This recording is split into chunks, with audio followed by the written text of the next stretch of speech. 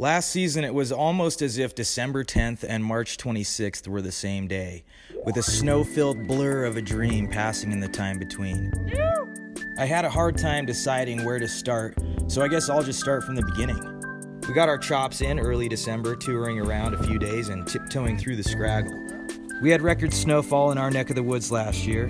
Things got off to a crazy good start, and the momentum never really let up until the end. Good time on the mountaintop, I tell ya. Hope y'all come and enjoy it next Friday the 16th. Earlier than usual, the lift started running December 16th. Our crew was first in line, and we did our part prepping the loading zone.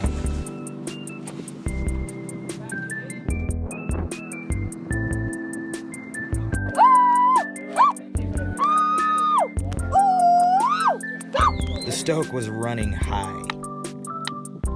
Yes, please. Have another. Yes! It was really hard to believe how good the shredding actually was this early in the season. And then there was the day after Christmas. It was so crazy. We got 40 inches from that storm, which solidified our base for the season. It was a holy day indeed.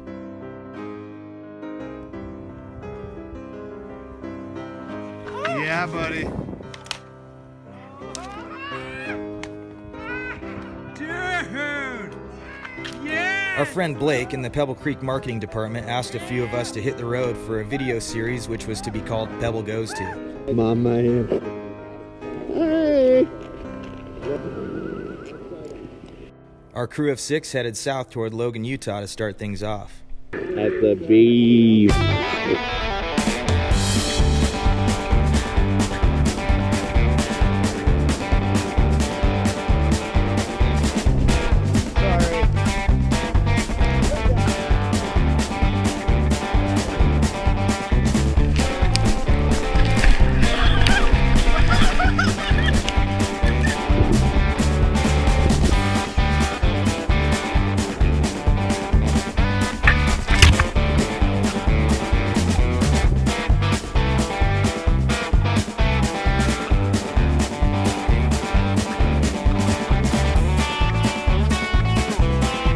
I used to compete in slopestyle when I was younger, although I don't ride park much anymore.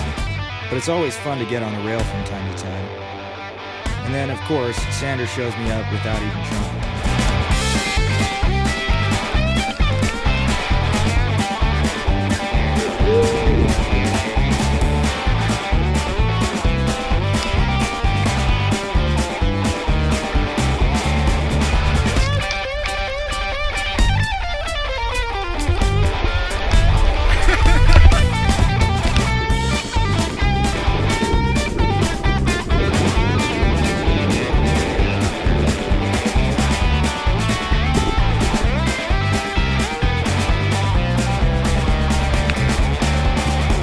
January brought many good turns with so many good friends at the Raw.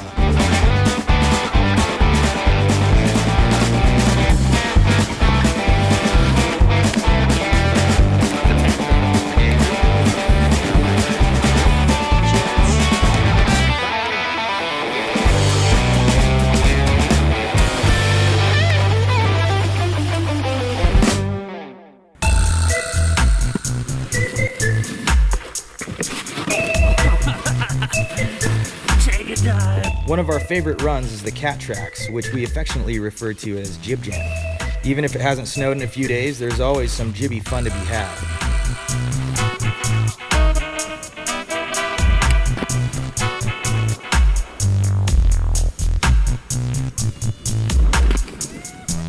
Then there's the rest of the mountain, with its playful mini golf terrain.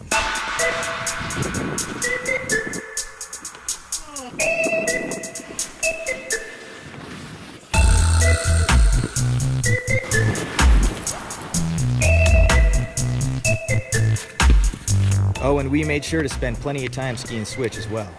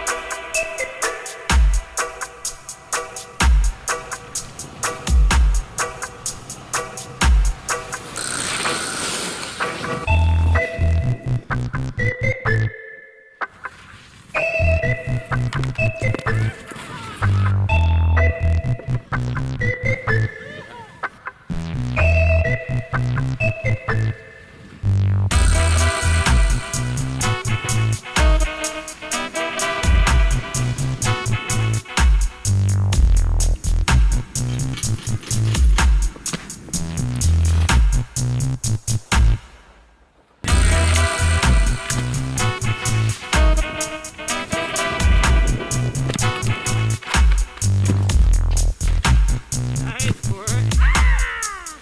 Sick.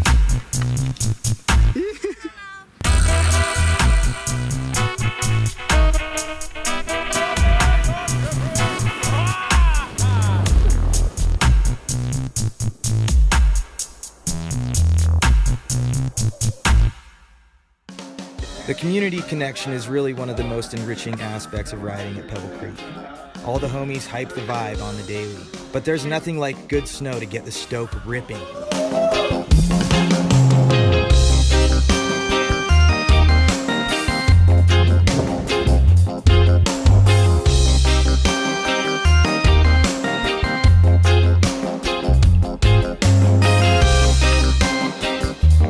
Late January, Lee and T-Sack basically staged a takeover. These two were on fire.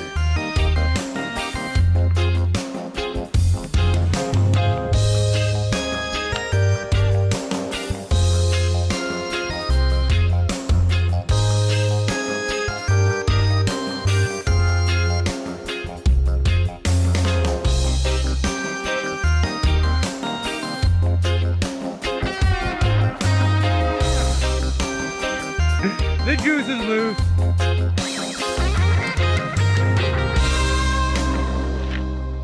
Oh, yes. What the fuck?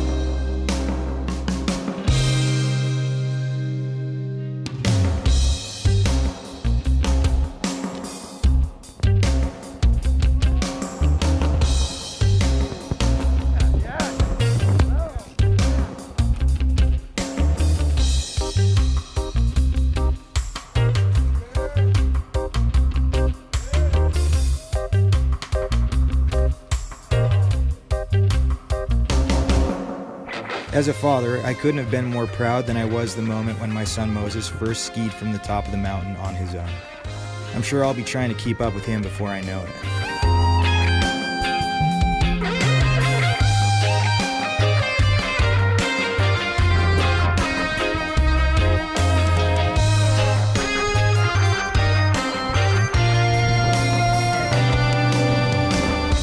Shredding with Sander is always an adventure.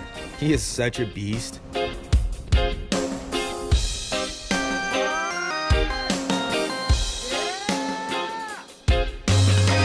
Our second stop for the Pebble Goes 2 series was at Kelly Canyon, just outside Idaho Falls.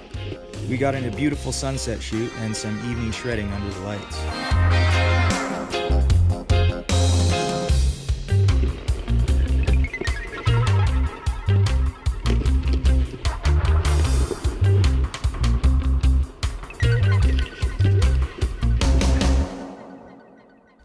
Up next was part 3 of the series as the growing crew headed to Cherry Peak, Utah for some unexpected side country shenanigans.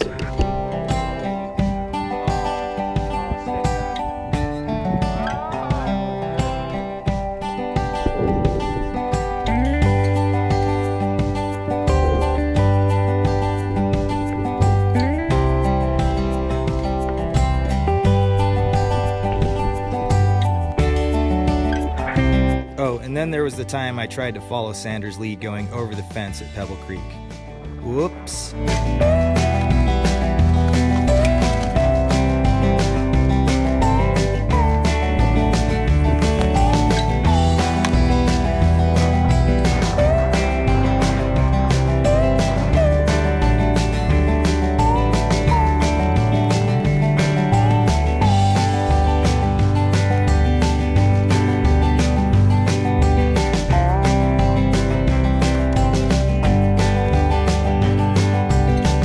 As we all know, ripping slush is always a blast.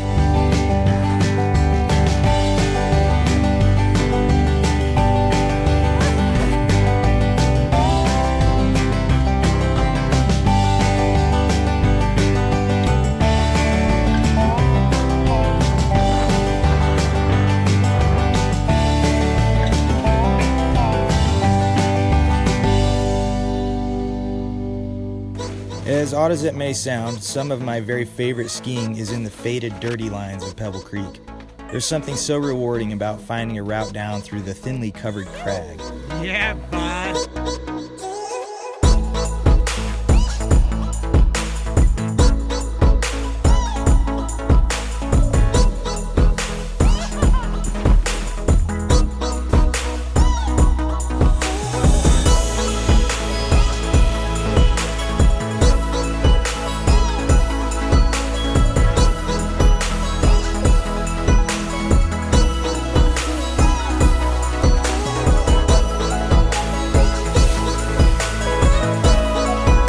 In late February, I took a few laps with our strap sewer, Jerry, who has been on the Pebble Creek Ski Patrol for over 50 years. His grace and fluidity is impossible to deny. Even as March loomed, the POW cycle continued, blessing us with several double-digit storms at the Rock.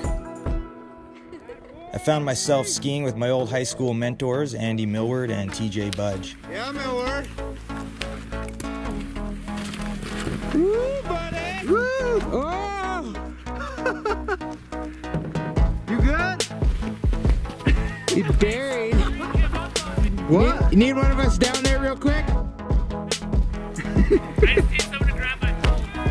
TJ also happens to be the Panda Pole's lawyer.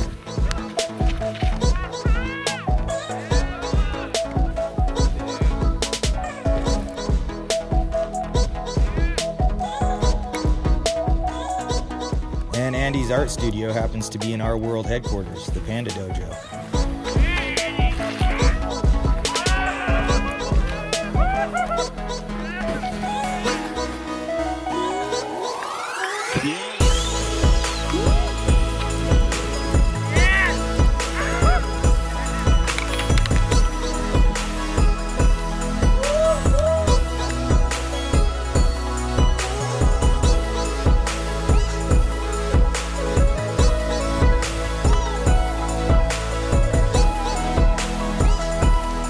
With a solid base and beautiful weather, the spring was nothing short of spectacular.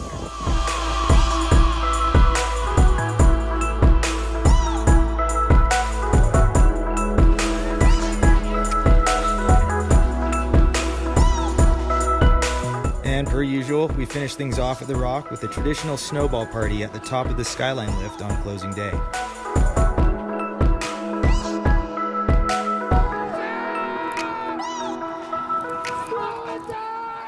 2017, Tribe up.